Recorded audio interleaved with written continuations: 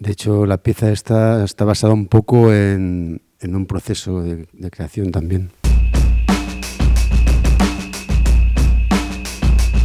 El espectador va a ver el proceso, o sea, el trabajo que estamos realizando, todo lo que estamos generando aquí, casi todo. Después, pues, dándole un poco de dramaturgia, dándole un poco más de... cogiendo lo que más nos interesa, es lo que después llevamos a escena.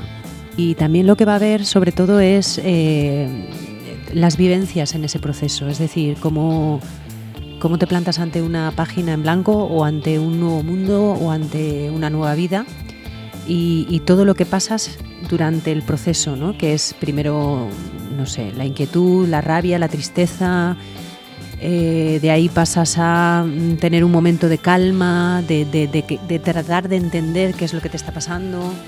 Estos momentos que tenemos, procesos artísticos, ¿no? Que hay momentos de crisis donde te planteas, te vuelves a replantear y entonces a partir de ahí surgen nuevas ideas que no quieres abandonar, pero luego sí abandonas, hay despedidas, hay encuentros, reencuentros.